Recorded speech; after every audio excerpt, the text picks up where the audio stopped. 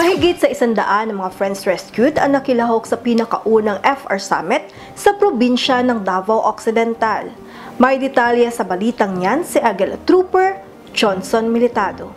Matagumpay na naisagawa ang pinakaunang Friends Rescued Summit na dinaluhan ng mahigit kumulang 100 partisipante mula sa munisipyo ng Malita at Jose Abad Santos sa pangunguna ng lokal na pamalaan ng probinsya ng Davao Occidental. Ito ay sa pamumuno ni Honorable Attorney Franklin P. Bautista, Gobernador ng probinsya, Honorable Lorna P. Bautista Bandigan, Vice Gobernador at Honorable Claudy P. Bautista, Congressman o District Representative. At naging tulay dito ang Provincial Social Welfare Development Office o PSWDO upang maisakatuparan ang nasabing aktibidad. Kasama ang kasundaluhan ng 73rd IB, lokal at nasyonal na mga ahensya ng ating gobyerno na isinagawa sa Headquarters 73rd IB, Barangay Feliz Malita, Davao Occidental. Ang nasabing programa ay may temang pagsambok para sa kasalngan nawa o pagkatuda na ang ibig sabihin ay pagkakaisa na naglalayo na panatilihin ang kapayapaan at kaayusan ng ating probinsya.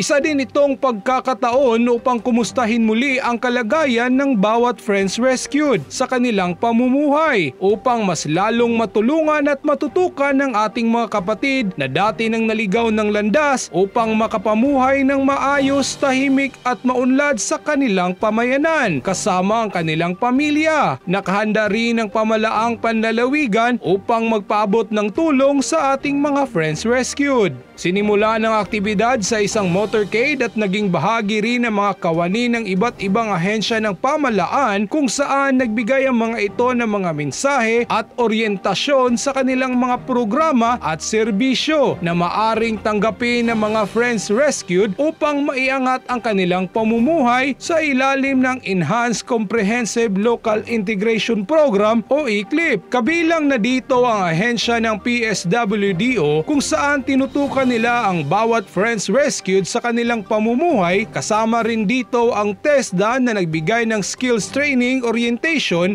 na maaring makatulong at makapagbigay ng sapat na kaalaman na magagamit nila sa kanilang pang-araw-araw na pamumuhay. Nagkaroon din ng mapping at profiling na isinigawa ng kasundaluhan ng 73rd IB sa bawat Friends Rescued upang malaman ang kasalukuyang kalagayan ng kanilang pamumuhay upang sa gayon ay malaman natin kung saang aspeto pa sila na pwede pang matulungan at upang masigurado na hindi na sila balikan ng dati nilang mga kasamahang NPA. Nagkaroon naman ng pagbabalangkas ng mga plano upang matukoy ang mga issue at pangangailangan ng mga Friends Rescued sa group discussion kasama ang kasundaluhan ng 73rd IB.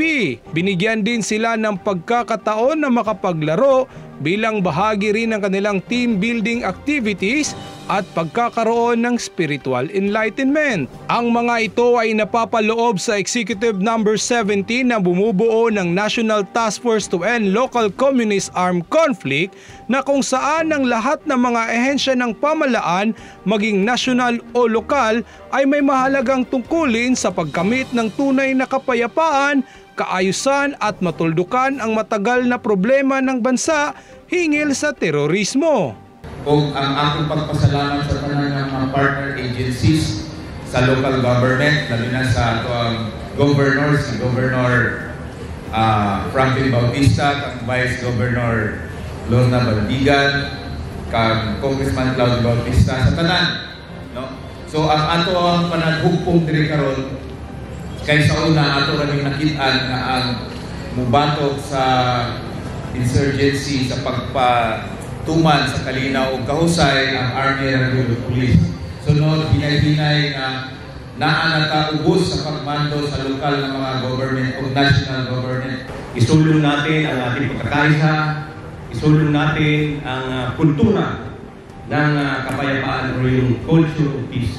So, kaya sa lokal na pamahalaan ng Davao Occidental at sa ating mga partner agencies, maraming salamat sa ating pagkakaisa para sa tunay na pagbabago ng ating bayan.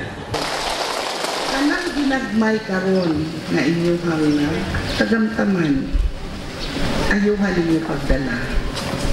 Basin pa puhon, kana gamay, kulangbo.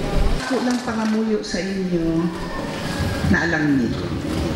Naalang ni Dere, naalang ni sila tanan, naasibat kong, ang mga kapulisan, ako na pong gialarma, naalang ni tanan sa inyong likod. Ayaw na ikaw magbalik. Mag-uban na kanina tanan. Salamat kung naiot ko sa lahat. Mula dito sa munisipyo ng Malita, probinsya ng Davao Occidental, Aguila Trooper Johnson Militado para sa Neutralizer News Report.